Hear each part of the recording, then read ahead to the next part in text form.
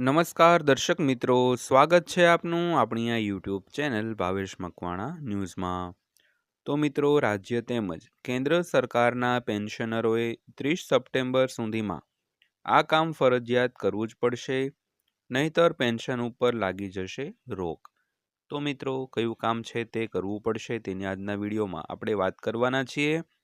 તે પહેલાં થોડીક વાત કરીએ તો પેન્શન છે તે એક માત્ર આવક નથી, પરંતુ પેન્શનરોનું જીવન જીવવા માટે તેમજ જે રોજિંદા ખર્ચાઓ હોય, દવાઓના ખર્ચા હોય, અથવા તો બાળકોની શિક્ષણની ફી હોય અને તેને લગતા અમુક જે ખર્ચા હોય તેને પહોંચી મળવા માટે એક મૂળભૂત આધાર છે.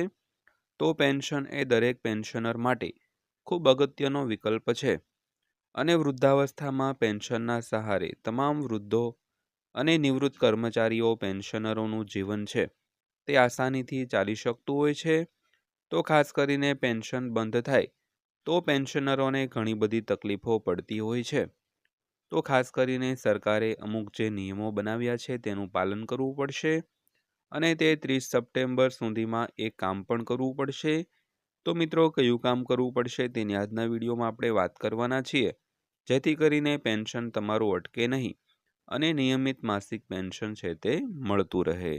તો આજના વિડીયોમાં તમામ વિગતવાર વાત કરવાના છીએ, એટલે વિડીયો તમે ખાસ અંત સુધી જોઈ લેજો.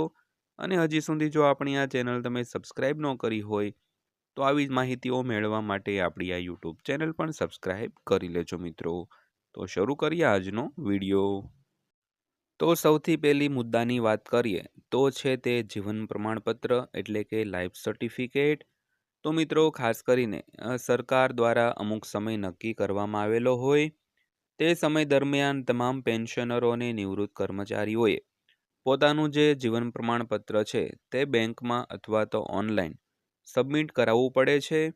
અને તેને લીધે સરકાર અને બેંકો તેવું નક્કી કરતી હોય છે કે જે પેન્શનર ખરેખર મેળવે છે તે નિવૃત્ત કર્મચારી છે તે હાલમાં જીવિત જ છે.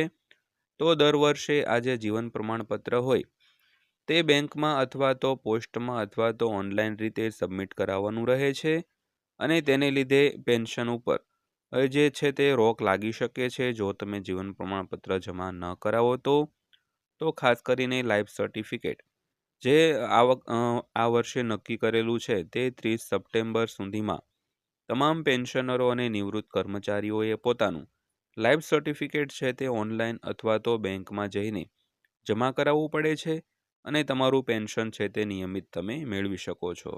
જો 30 સપ્ટેમ્બર સુધીમાં આ જે જીવન પ્રમાણપત્ર છે તે જમા નહીં કરાવો તો ઓક્ટોબર મહિનાથી તમારું પેન્શન એક બંધ તો ન કહી શકાય પણ એક રોક લાગી શકે છે.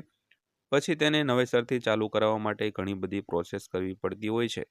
તો ખાસ કરીને 30 સપ્ટેમ્બર પહેલાં પોતાનું જે હયાતીની ખરાઈ છે તે હયાતીની ખરાઈ કરાવી લેજો અને જીવન પ્રમાણપત્ર બેંકમાં જઈને જમા કરાવી દેજો.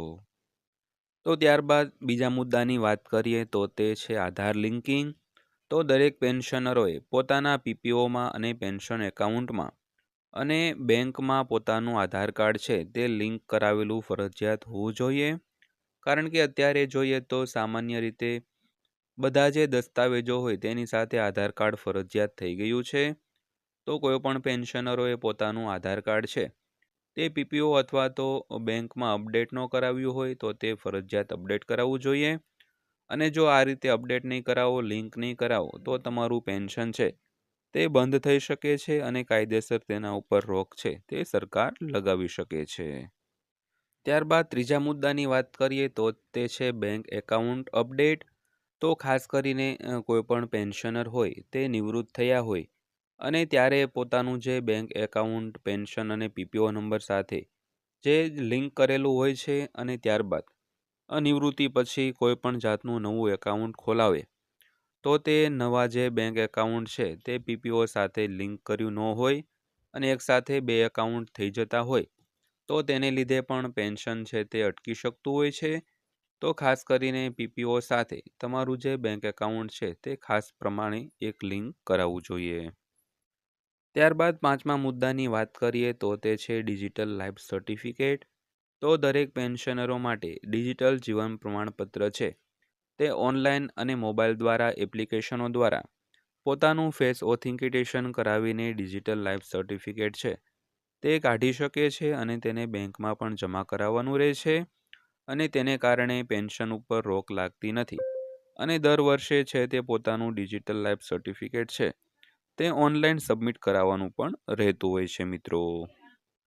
તો આ બધા જે નિયમની વાત કરી તે બધા જ નિયમનું પાલન ફરજિયાત કરવું પડશે. તો રાજ્ય તેમજ કેન્દ્ર સરકાર એટલે કે ગુજરાત રાજ્ય અને કેન્દ્ર સરકારના જે સેવામાંથી સેવાનિવૃત્ત થયેલ પેન્શનર હોય તેમણે આ તમામ કામ કરવા પડશે અને રાજ્ય સરકારોએ તો સ્પષ્ટપણે કીધેલું જ છે કે પોતાની જો હયાતીની ખરાઈ નહીં કરાવો અને આ બધા કામ નહીં કરાવો તો પેન્શન છે તમારું કાયદેસર રીતે અટકી શકે છે. એટલે ખાસ કરીને આ બધા પ્રકારના જે કામો છે તે ફરજિયાત કરવા જોઈએ.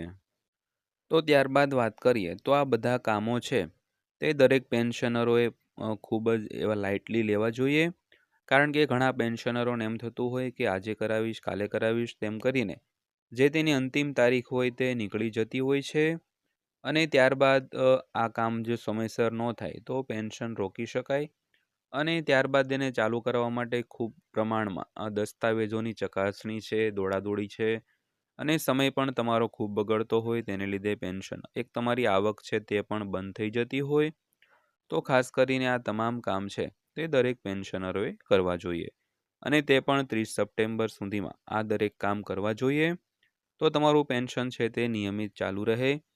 તો આશા રાખીએ છીએ કે આ બધા કામ છે તે આપ કરી શકશો અને સમયસર કરી લેજો.